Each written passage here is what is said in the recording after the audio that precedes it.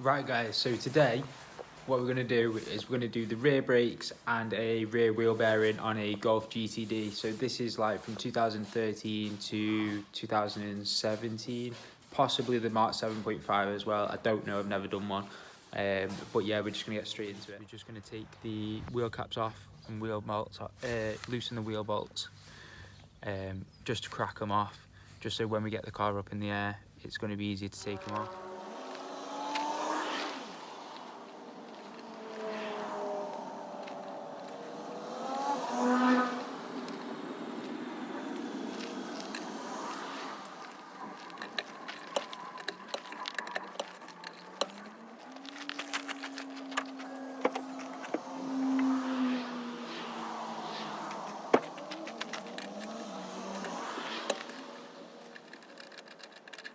Right, so as you can see, we've got the car jacked up. It's on axle stands on both sides of the sill. So now it's just a case of taking these wheels off. I've already loosened the wheel bolt, so it should be easy, just do it by hand. Take the wheels off and then we can inspect the brake discs and pads. We're only doing pads today, although the discs do look like they need doing. It should be fine, they should bed back into the discs. So as you can see, the wheel is now off. These were quite corroded on, so just watch with that. You'll have to sort of kick the edges of the wheel backwards and forwards so it pops off. Right, so we're doing the wheel bearing on this side of the car today. So all I'm going to do is take this cap out. It's just a metal cap. Basically, I need to get like a chisel or a pry bar down the back of the cap, sort of there, tap it in, and then just turn it and do it there, all the way around until it pops out. And then whilst the electric handbrake's still on, we're going to undo the hub nut, but we'll show you that in a sec. So guys, even though these caps are a pressurized fit, just sort of pop in and you tap them in, someone obviously from factory has locked this in with some green sort of material, so it's stuck in there that much. What I've had to do is I had to pierce the chisel through and sort of pry the cap off, but either way it's exposed this bolt, and this is a special tool you need for this. I had to get one on order. It's like a spline tool, but it's a lot bigger than what you'd usually order a set of spline tools for. So I'll tell you the size in a sec whilst we crack it off. So we're using an M18 spline socket to undo the hub bolt.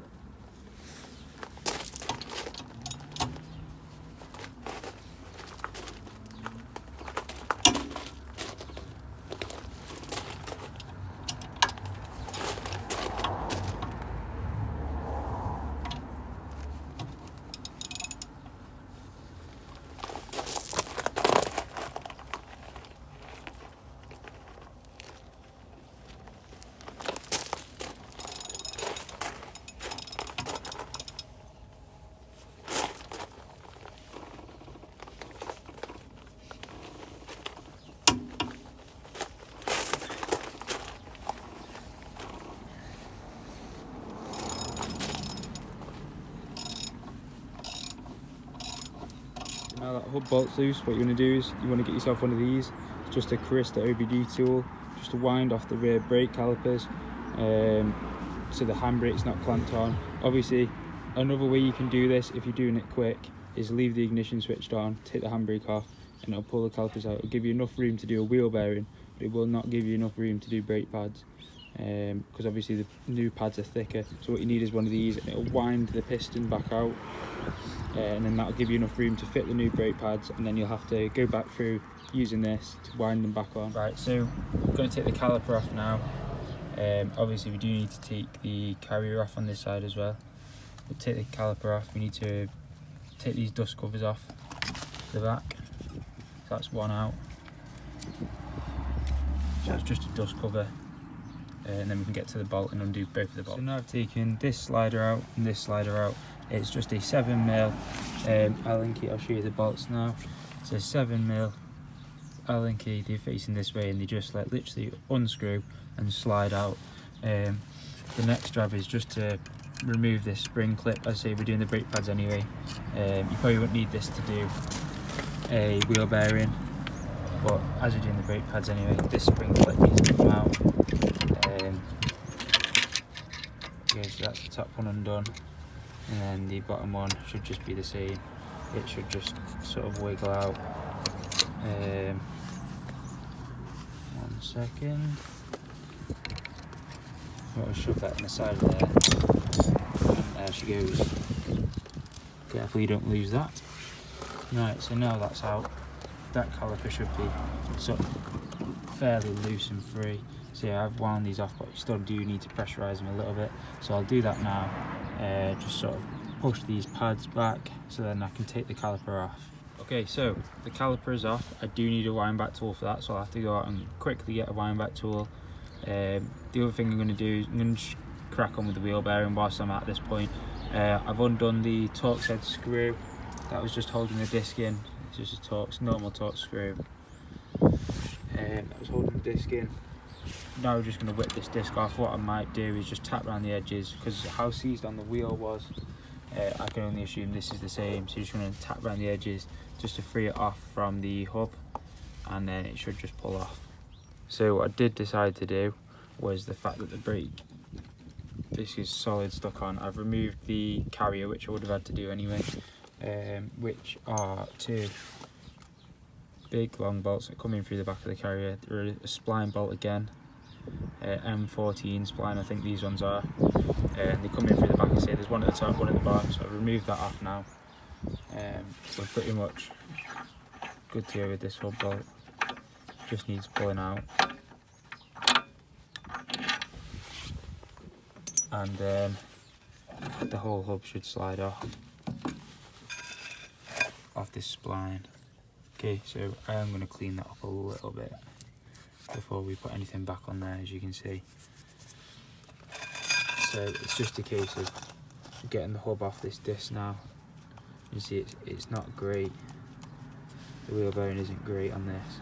It's rusty, it's been on it since new, it needs replacing ideally.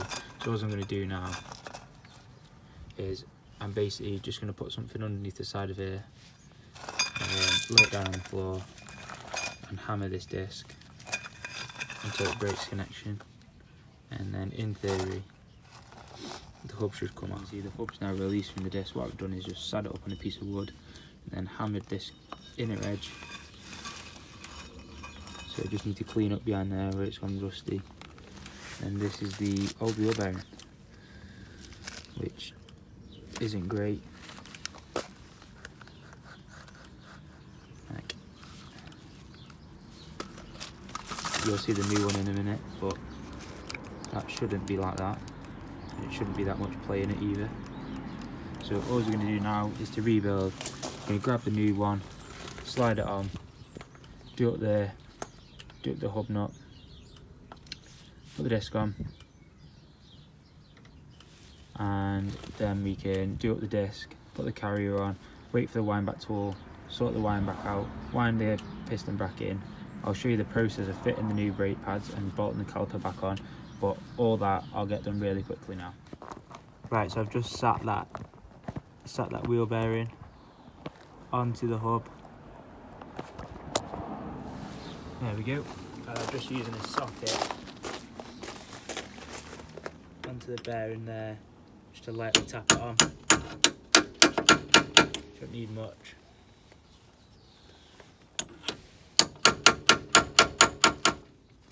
Obviously we had issues taking the brake off the first time, so all I'm going to do is just add a little bit of copper slip to the surface in between, so that when we come to actually do the brake disc in the future, it'll be easier to take off. Right, so as you can see, disc is back on, little Torx screws back in to hold the disc in.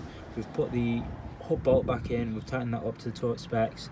Now we just need to get the caliper carrier back on and then wait for the wind back tool. Sorry guys, I've missed quite a lot of this because I was on a roll and I kept going. So we've got the brake pads in now. We use the wind back tool. I'll show you how to use that when we get around to the other side, just so you get a rough idea of using that. Everywhere's all greased up. I always use plenty of copper grease, it's easier next time. Right, so the pads are in, the spring clip's in.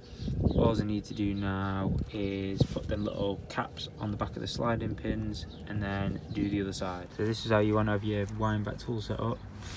So it wants to just sit in, there's two little circle cutouts in the piston. You just want to get both of these little notches in there, and then you're going to wind this nut either way, and whichever way pushes that piston back in.